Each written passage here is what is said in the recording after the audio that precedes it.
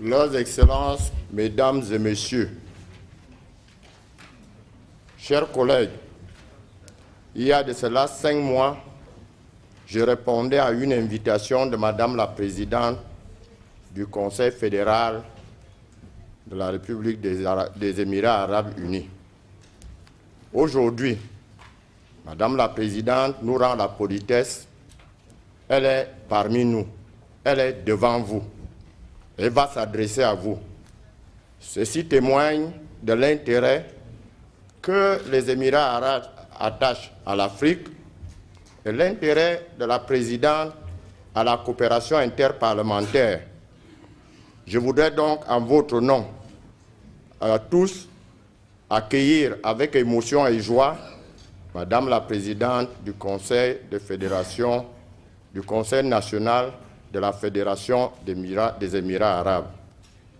Lors de notre visite aux Émirats arabes, beaucoup de sujets de coopération avaient été évoqués. Et nous ne pensions pas que cette coopération allait à une vitesse supérieure.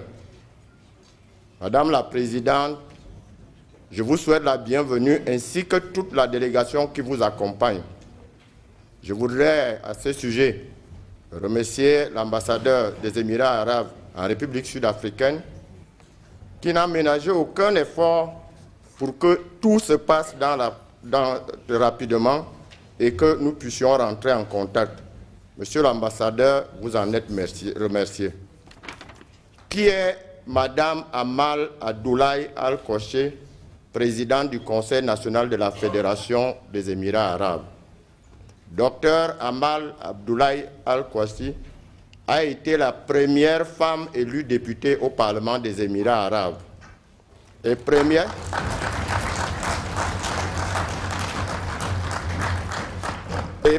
femme membre du bureau du Parlement des Émirats arabes unis, avant de devenir la première femme du Parlement des Émirats arabes. Elle a été élue présidente en novembre 2015. C'est une première des premières que nous recevons aujourd'hui. Avant d'être élue au Conseil national de la Fédération et jusqu'à son élection, à sa tête, Madame Al-Koché était directrice générale du Conseil de l'éducation d'Abu Dhabi. Sous sa direction, l'ADCE a remporté 2 prix pour l'excellence de ses performances, celui de la meilleure gestion des connaissances et celui de la meilleure amélioration des performances au niveau des Émirats arabes à Abu Dhabi. Au cours de sa carrière, Dr Amal a supervisé plusieurs institutions à divers postes clés. Membre du Conseil exécutif du Conseil national de la Fédération, membre du Conseil d'administration de la Family Development Foundation, membre du Conseil d'administration de l'Agence de l'environnement, membre du Conseil d'administration de l'Université Zayeb, membre du jury du prix Zayeb Future Energy.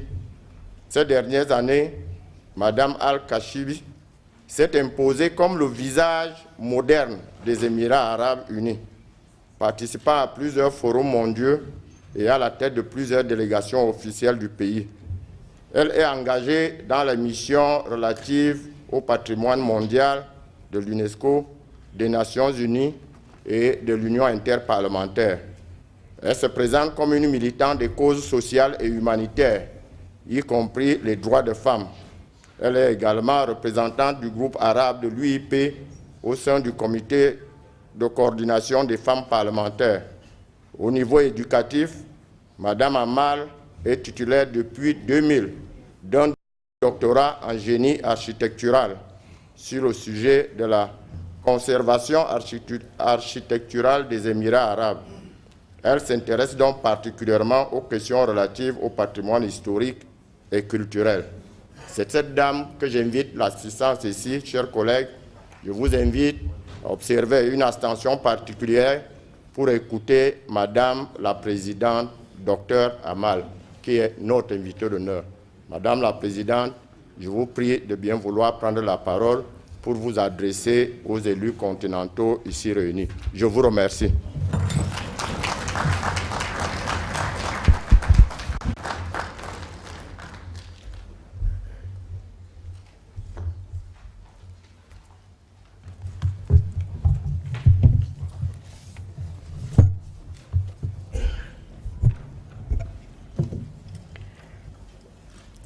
Bismillah ar-Rahman ar-Rahim.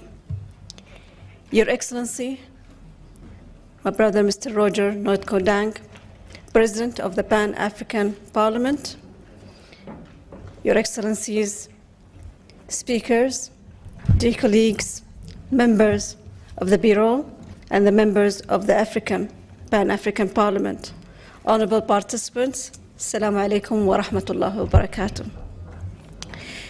It's a great honor and privilege to be invited as a guest of honor to represent the United Arab Emirates and its people in the opening of the second ordinary session of the 5th Parliament, Pan-African Parliament. It's an important session that comes shortly after South African celebrated Freedom Day, a constant reminder of Africa's historical struggle and its great victory and accomplishment. Today also marks the first day of the holy month of Ramadan, month of worship, spirituality, and a reminder of us that hunger, poverty are still facts of the world that we need to work on and defy together.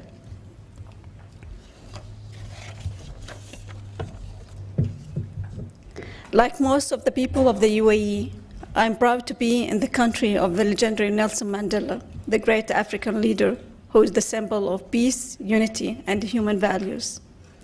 We in the UAE respect the visionary leadership role of outstanding legendary leaders like President Mandela and President Sheikh Zayed Al Nahyan, the founder also of the UAE. Their legacy have made the world a better place for their people and others, and have set a role model for generations and nations to come. And I think your presence and me being here is testimony of this. Our participation today testifies to the Federal National Council commitment to the Pan-African Parliament and the exceptional relationship between the people of the UAE and their brothers in Africa continent. It's also a great opportunity for me personally to meet all of you, my friends and colleagues, parliamentarians, whom I have got to know, work with, respect, and cherish over the past few years. I thank especially my dear friend, His Excellency Mr. Roger, for inviting me today after visiting us at the UAE. Ladies and gentlemen, without any doubt, parliamentary diplomacy is a great means of bringing the people that we respect closer. In particular, I'm proud of the Memorandum of Understanding that we have signed with the Pan-African Parliament just last December during His Excellency Roger Dang's successful visit to the UAE. I was very pleased that he have accepted at that time my invitation, although it was around December. But not only that, he celebrated with us our National Day. That in itself was an exceptional, really, occasion. It shows solidarity. It shows also how we are coherent, how we are close together, celebrating National Day, which is very patriotic to us. We are also pleased of the coordination and cooperation that all bring together, whether with the Pan-African Parliament and also the cooperation we have with the African group at the IPU also as well, and as numerous bilateral agreements and memorandum of understandings and friendship groups that we have with most of the African parliaments. We hope that we can foster that relationship, the exceptional one, and expand it to all the members of the Pan-African Parliament too. I would also like to express my great gratitude and great appreciation for all the goodness and the work you bring together in Pan-African Parliament. And also for your hopefully kind approval at the end of this session to accept the Federal National Council of the United Arab Emirates as an observer in the Pan-African Parliament, which indicates the extent to which our interests, history, and future are really interconnected.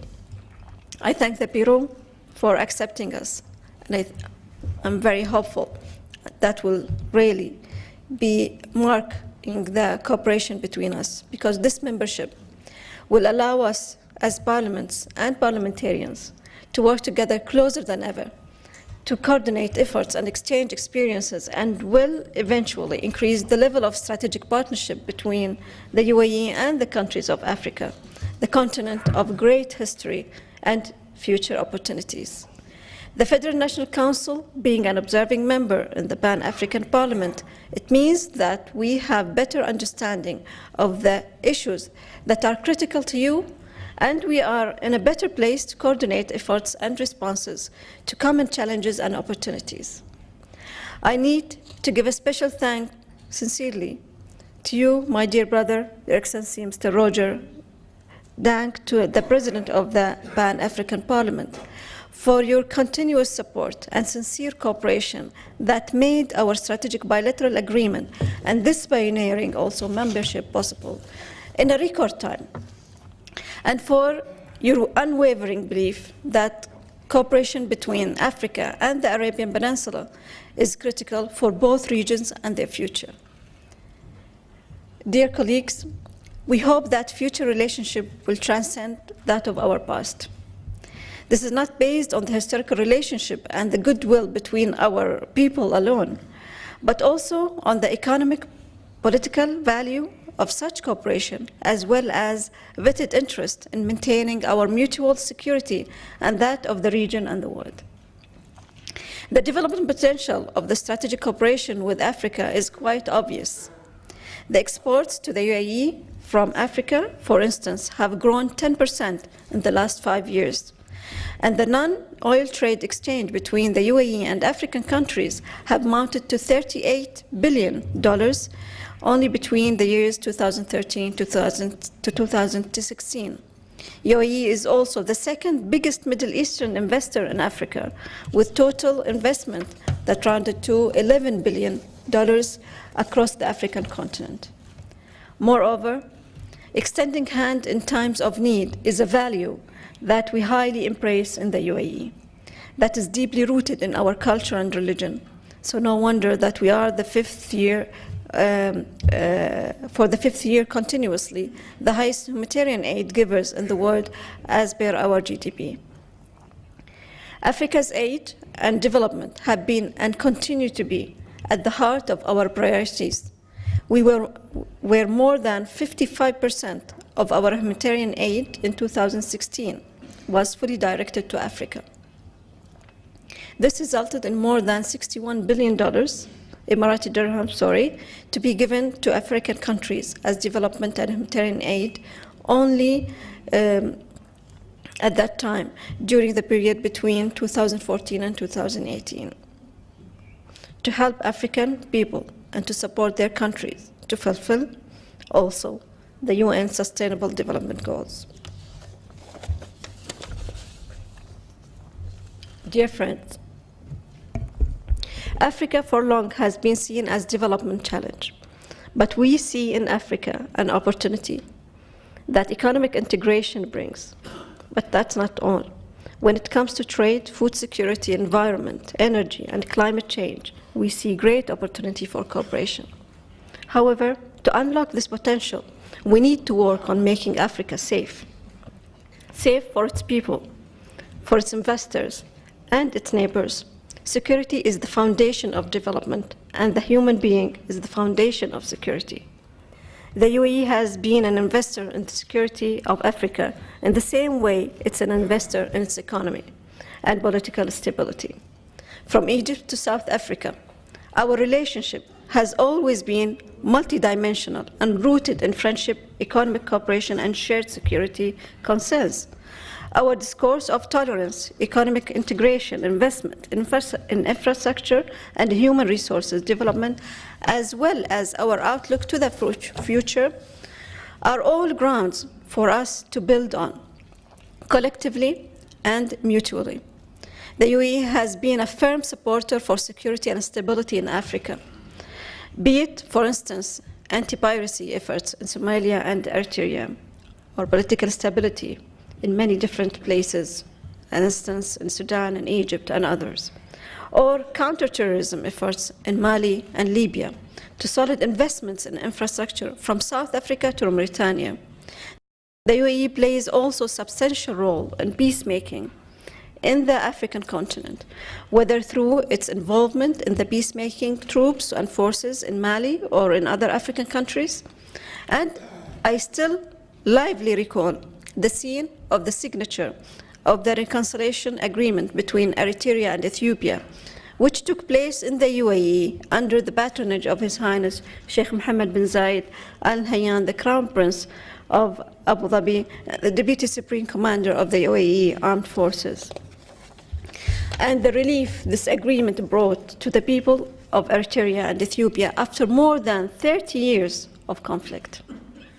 Dear colleagues, the way toward defeating terrorism is long, but radicalization, as my previous speakers have mentioned, is the fuel for terrorism, and we cannot fight it without policies and balances between freedom of discourse with responsibility, and without policies that establish tolerance as a main value in our communities.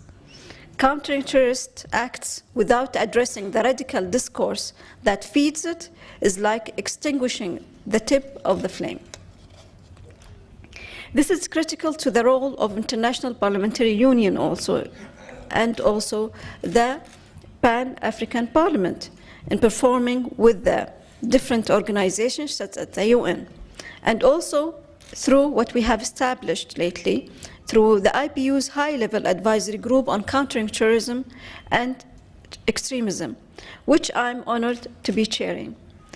The UAE's support to this advisory group is also part of its responsibility towards the collective safety and security region, and we hope that through our cooperation with members of the Pan-African Parliament to be able to work together on streamlining the policies and legislations to make the global action against radicalization and terrorism more effective. As parliamentarians, we have a role and a responsibility to do so. Initiatives to promote respect to different also religions and understanding of different cultures within the same community lay important foundation to reduce the polarization that leads to radicalization in our societies. Dear sisters and brothers, our late father, Sheikh Zayed Al Nahyan, the founder of the UAE, taught us that values are the most valuable resources a country has among its people. It's exactly the same values that bind us all together, and it guides us in times of celebration and also in times of desperation. Since its establishment in the 1971, the UAE has been committed to tolerance and peaceful coexistence. People from all over the world, from different religions, creeds, and cultural backgrounds have been welcome to make our country home, with 200 nationalities living harmoniously within its borders today. Its philosophy of neighborhood have created a bridge that crosses conflicts and encourage engagement between the different cultures and seek peace, development, cooperation, and growth. Within this context, 2019 has been declared as the Year of Tolerance in the UAE. It was marked by the historic visit of Pope Francis, the Pope of the Vatican, to the UAE in February, aiming to build bridges of peace, tolerance, and human fraternity amongst people of different faiths, and by the signature of the Human Fraternity Document, which is a charter dedicated to the idea of building a global vision for the future. People of all religions and nationalities can live based on mutual respect by fostering values of tolerance and coexistence.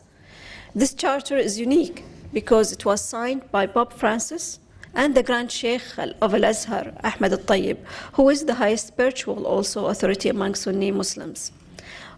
These two humanitarian dignities and symbols came together, and they decided that to send the same message. One of the most important principles in this humanity fraternity document is that it focuses on the idea of equality in rights and duties. It denounces killing for any reason on the basis that all religions prohibit such an act. In order to show the essence of religions, the document also focuses on the principles of charity by helping the poor, the needy, and the minorities, because it's an obligation on every capable human being to help the less fortunate. Dear colleagues, this year's Pan-African theme entitled 2019, the Year of Refugees, Returns and Internally Displaced Persons Toward Durable Solutions to Forced Displacement in Africa is exactly the same theme we are all addressing, especially also in our year. And I thank you so much on behalf of all the people of different nations for what you're doing here, really, to support them, to come back home to a safe country. As part of the UAE's also human and moral values of tolerance, respect for all cultures, religions, and human races, and of its culture helping the needy and contributing to alleviating the suffering, the UAE accords high importance to the issue of the refugees who fled their country as a result of conflicts and unsuitable situations. UAE is supporting and assisting refugees in various countries and various ways, especially after the crisis we have seen that number of refugees in the world at the beginning of 2016, reaching 22.5 million, according to UN statistics. The UAE and the UN, different organizations, have signed a $4 billion agreement to provide emergency response to southern Sudanese refugees in Uganda only, as an example, which is in line with the pledge made by the UAE during the Uganda Solidarity Conference on Refugees held in Kampala in 2017. This is only one example, but moreover than that, the UAE has responded to many different suffering of refugees in Somalia, Rohingya, Syria, Bosnia, and all around the world, regardless of their ethnic and their religion. At the end of my speech, I would like really to say that this is for me and for my country and my people. The people of the UAE is a historical moment where I stand in front of you. My dear brothers and sisters, dear colleagues and friends, I would like to thank you so much for giving me this exceptional opportunity, really, to be here to address you today, and especially to thank you, Mr. President, for this really reaffirming commitment that we have seen since we have established this relation and cooperation with the Pan-African Parliament. I would like to reaffirm my personal commitment and that of the UAE leadership and people to Africa, and to all the people of Africa too, and to its security, to its prosperity, and to the great future that awaits all of us, my dear friends, collectively. May the blessings of the holy month of Ramadan be upon you all. And Assalamu alaikum wa rahmatullahi wa barakatuh.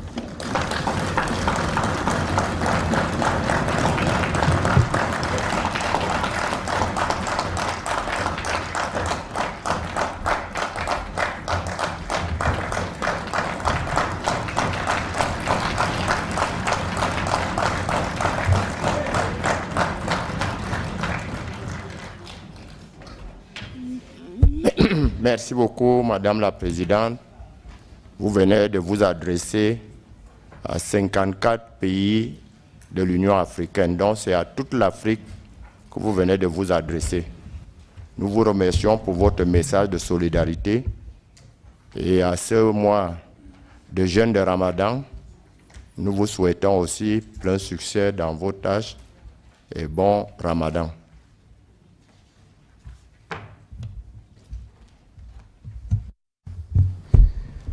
Your Excellency, the Honorable President, may you now please come and present a token of presentation from the Pan-African Parliament to our guest of honor, Her Excellency, the Right Honorable Dr. Amal Qubaisi, the Speaker of the Parliament of the United Arab Emirates.